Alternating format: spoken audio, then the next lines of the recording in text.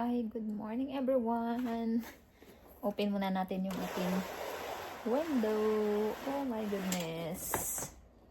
Good morning. Good morning guys. So start na tayo ng ating araw ngayon. Breakfast muna ako.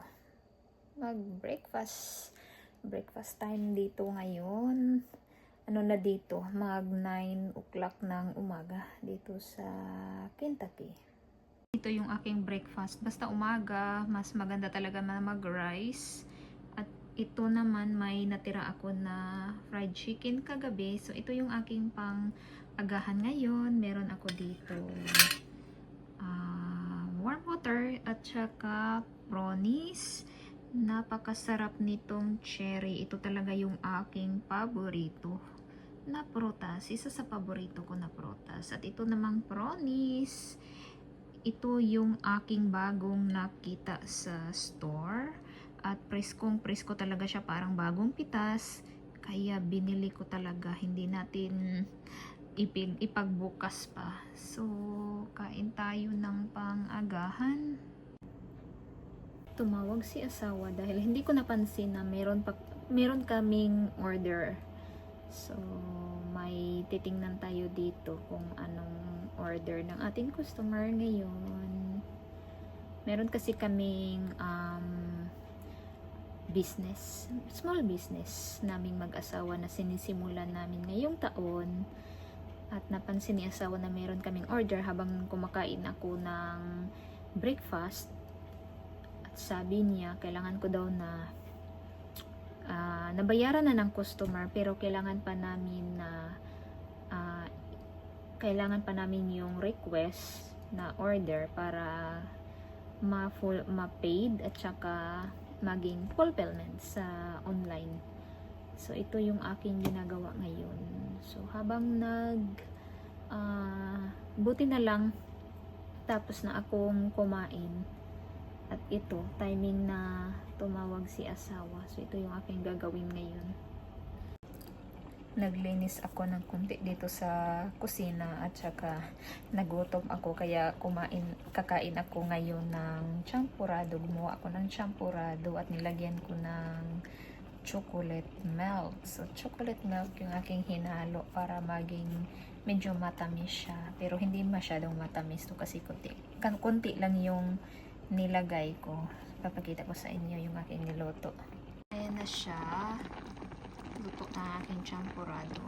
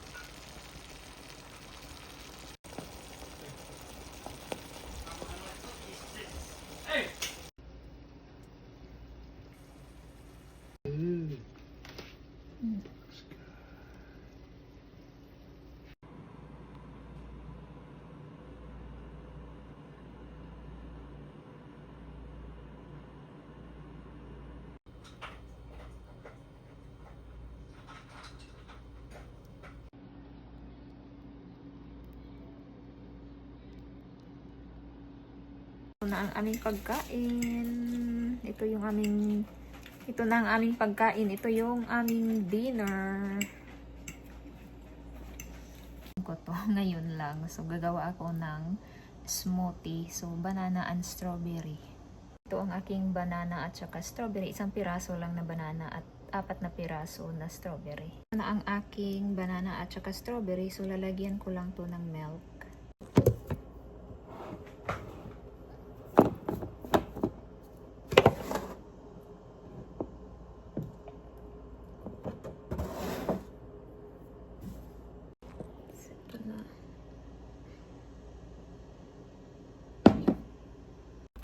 Ito na, nilagay ko na dito.